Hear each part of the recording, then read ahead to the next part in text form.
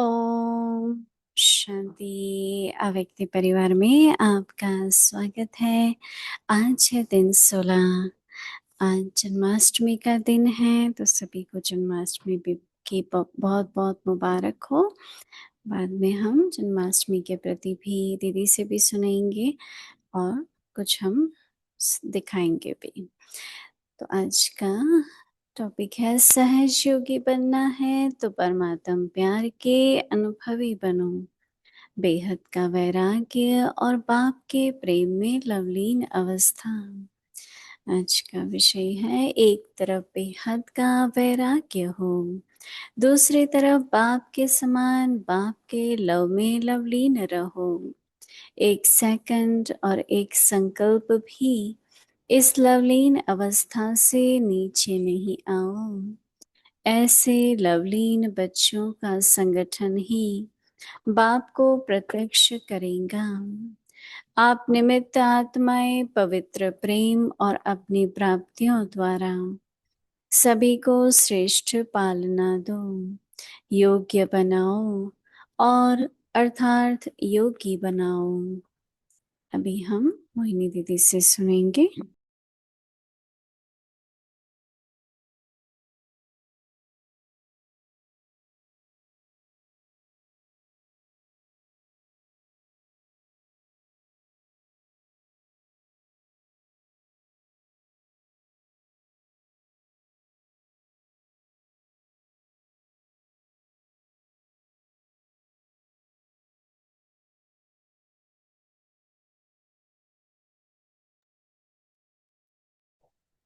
ओम शांति। सभी को जन्माष्टमी की मुबारक हो।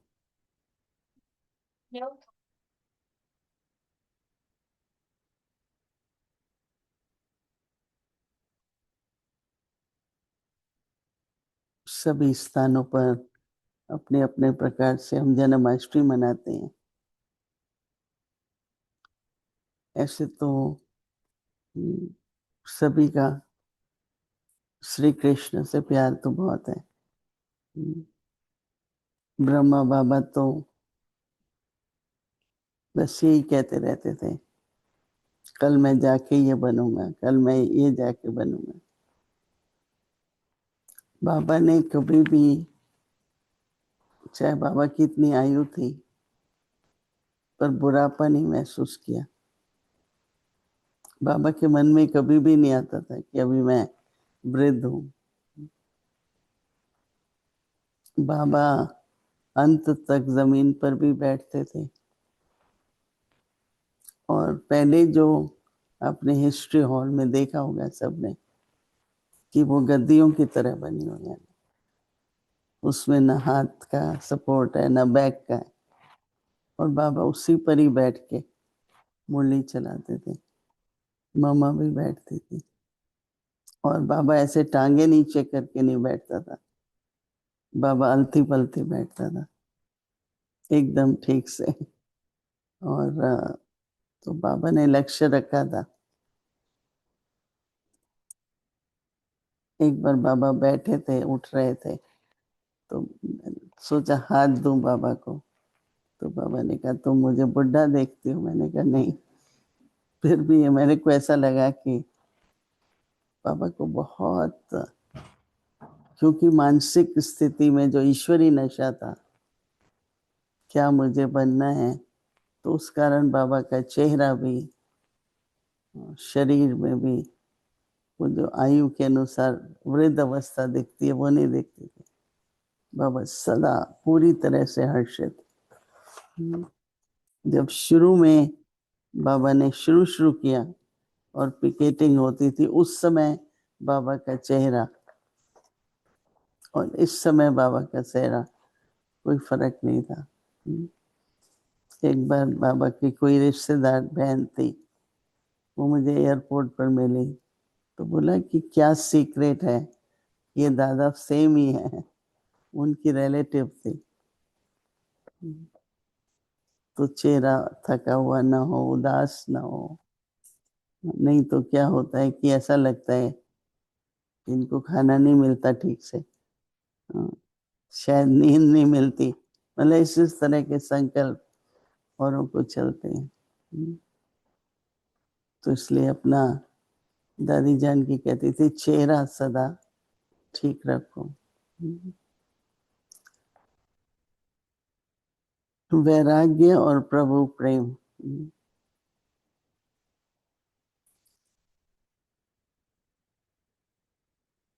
वैराग्य का मतलब हर एक के लिए अलग अलग होता है। जो साधु संत होते हैं वो वैराग होता है तो घर छोड़ के चले जाते हैं।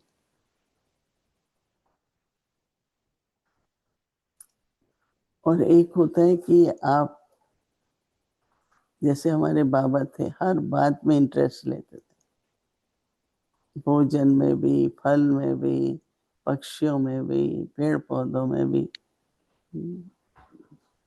तो हर बात में इंटरेस्ट लेते थे, पर इन्वॉल्व नहीं होते थे। जैसे बहुत बुद्धि चले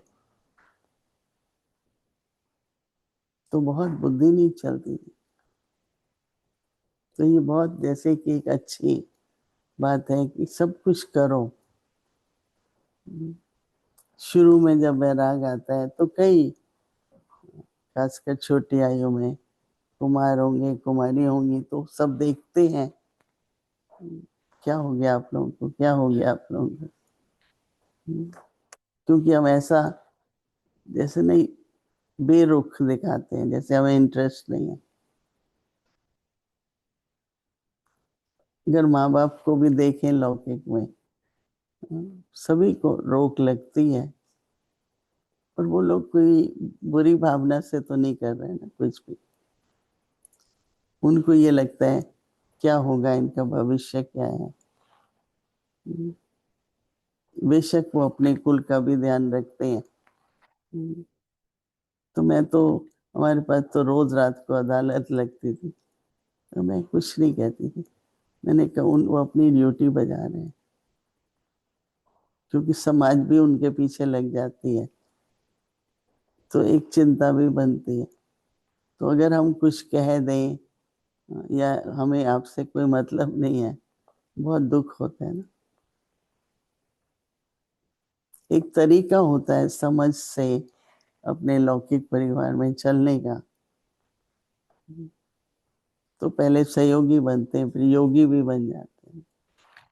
कल करुणा भाई सुना रहे थे हमारा परिवार कैसे धीरे धीरे सारा ही, कोई ज्ञान अच्छा नहीं लगता था तो सहयोगी बन गए। और हम कभी भी नहीं कहते थे आप सेंटर पे चलो ज्ञान सुनो। ओपन है उनके लिए कि ज्ञान सुनना चाहे तो चलेंगे, पर हम फोर्स करते हैं। नहीं तो बाबा को कहते हैं बाबा इसके बुद्धि का ताला खोल लो। एक बार बाबा ने मुरली में कहा मैं ये सब नहीं करता हूँ, मेरा ये धंधा नहीं किसके ताले खोलना, पाठ होगा तो आ जाएंगे। तो ये जो बाबा कहता है ना कि न्यारे भी रहो और प्यारे भी रहो, स्नेह में आधारित भी नहीं होना है, आकर्षित भी नहीं होना है, अटैचमेंट भी नहीं हो। सब कुछ जो कुछ करते हैं प्रेम से करो, बाबा की याद में करो। तो एक वैराग्य नेचुरल है हमारा। कोई भी कुछ देता है, हम क्या करेंगे, हमको नहीं चाहिए। तो इसलिए एक बहुत अच्छा बैलेंस है ये, कि इंटरेस्ट भी लो, कार्य व्यवहार भी करो, परंतु न्यारे भी रहो। बेहद का वैराग्य और बाप के प्रेम में लवलीन अवस्था। कभी कभी मैं सोचती हूँ कि आज अगर इस समय विनाश शुरू हो जाए तो हम लोगों की स्थिति कैसी होगी। तो बाबा जो कहते हैं अगर हम वो करते रहें, अपनी अवस्था को बनाते रहें, तो न केवल अचल अडोल होंगे पर सेवा भी बहुत होगी। तो इसलिए बेहद का वैराग्य और बाप के प्रेम में लवलीन अवस्था। एक तरफ बेहद का वैराग्य हो और दूसरी तरफ बाप के समान बाप के लव में लवलीन हो। एक सेकंड और एक संकल्प भी, एक सेकंड कह रहा है, मिनट भी नहीं, एक सेकंड भी इस लवलीन अवस्था से नीचे ना आए।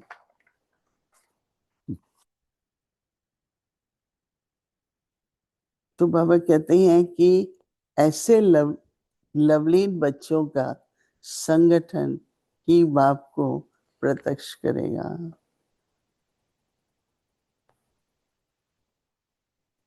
मुझसे तो बाबा शब्द निकलता है, अभी व्यवहार से भी दृष्टि से भी। हमारे पास संत महात्मा की एक बहुत बड़ी प्रोग्राम हुआ था, तो वो सोलार प्लांट में गए, तो बोला ये तो बहुत सुंदर है, कैसे बनाते हो, कौन चलाता है? उन्होंने कहा बाबा, सब बाबा करते हैं। फिर वो किचन में गए, आप लोग कैसे मैनेज करते हो?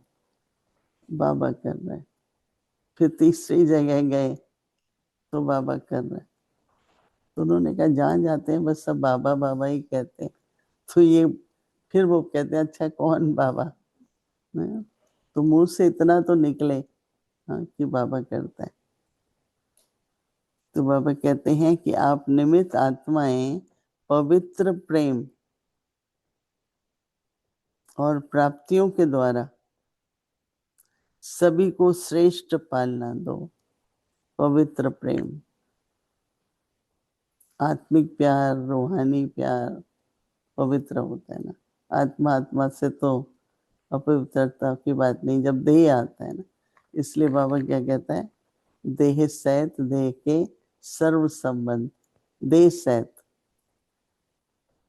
लेकिन क्या करना है, पवित्र प्रेम और अपनी प्राप्तियों के द्वारा सभी को श्रेष्ठ पालना दो, अर्थात उनको भी योग्य बनाओ, अर्थात योगी बनाओ। उनको भी योग बनाओ और योगी बनाओ। तो बहुत अच्छी बात, हाँ, कई कहते हैं बहुत ऊंची मंजिल है। ये तो बड़े बड़े महात्मा भी नहीं कर सके, बाबा के बच्चे कर सकते हैं।